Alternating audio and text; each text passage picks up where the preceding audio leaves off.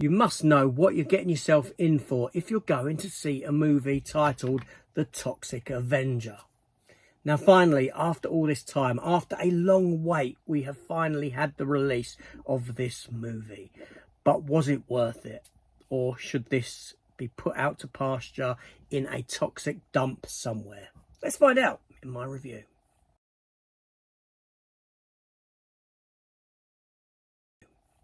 Hello everyone and welcome back to the channel. My review for the latest movie, the new Toxic Avenger movie, which is the 5th film in the Toxic Avenger franchise.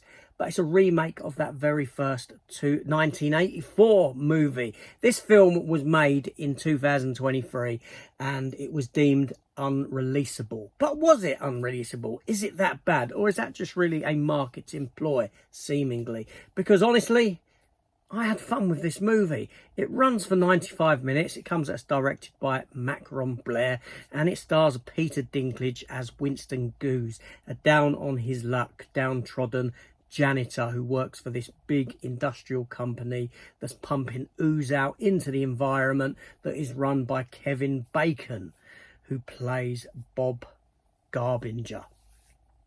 He's got his hands dirty. He owes money to the mob and people like that. And he's got his younger brother, played by Elijah Wood, as Fitz Garbinger, who is kind of like a muscle man, essentially, a kind of penguin-esque looking individual who's got a gang of other individuals who have their own band, and they go out and they kind of do wet works for him. They kill people and this sort of a thing. And we come to find out that Winston Goose, Peter Dinklage, his character, he's got a son that's his stepson. Wife she's not around anymore, and he's fallen ill. He's got a problem with his brain. We don't know exactly what that problem is because every time it's spoken about by a doctor, we get noise externally outside of the window of the building of people using pneumatic drills, so we don't have to get into the science of exactly what is wrong with his brain. Fantastic. But he goes and asks for help from Kevin Bacon's character, Bob Garbinger, the head CEO of this company, who promises to help him but then laughs him off and has him tossed out. So Peter Dinklage goes to the place where he works, where there's all this toxic ooze, and stuff goes down as it does, and he gets covered in it. He gets thrown into it, and he comes out as the Toxic Avenger. Now, this film here, it's violent, right? It's gory. It's, it's a lot of fun. Seriously speaking, I had fun with this movie. I do think that the first half is better than the second half because I actually like Peter Dinklage as an actor. He's a very strong actor. Even here, he delivers. And when we get him turning into Toxie, unfortunately, he's not the person inside the Toxie suit. That's played by someone called Luisa Guerrero, with Peter Dinklage's voice coming out of her mouth. So I do think that is unfortunate, but it's a silly film. It's stupid. It's set inside this world, this make-believe world, as these trauma films generally are. And everything is you've got to look at everything. You've got to look at the shop signs, all this. It's all there. It's all played for laughs, essentially. It's all a tongue-in-cheek-esque kind of thing about this movie. The film works, okay? It's the Toxic Avenger. Like I said, what do you expect? You go into it knowing what you're going to get from this. This isn't Shakespeare. This isn't like award-winning type of a movie. This is about a fella who gets thrown into some toxic waste, comes out as this toxic monster, a toxic hero, if you will, and it's full of violence. And that's it.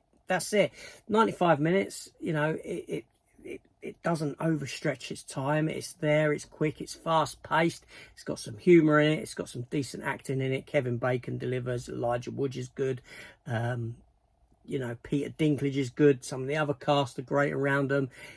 I can't really say anything bad about this film, but you're either going to love it or you're going to hate it.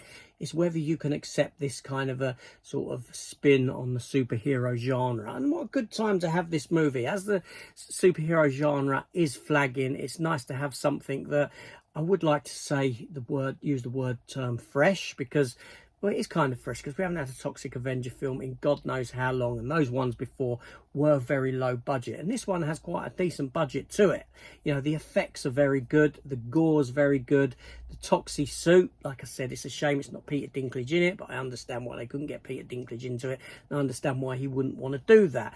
But the face itself is in part makeup, and other half seems to be animatronic slightly for movements of this big eye and the eyebrow and twitching around the eye there. It all looks very good. You know, there is an end credit scene. Honestly, not worth your time waiting around for. It's sort of not what you would expect, shall we say. Yeah, but you know, like I said, it's an enjoyable film. It's a fun film, and that's what film should be about. It should just be about having fun, and this movie is fun for an R-rated, 18-rated movie. Yeah, I had a good time with it. So let me know your thoughts down below in the comments. Are you a fan of the Toxic Avenger? Will you be seeing this one? Will you be seeing it when it comes to digital, when it comes to physical media? Have you seen those previous 4 Toxic Avenger films? Or maybe you're aware of the Marvel comic book from back in the day, or the animated TV show that was done, Toxic Crusaders, or the newer comic that's just been released. Let me know in the comments down below. And I shall see you all later. Take care.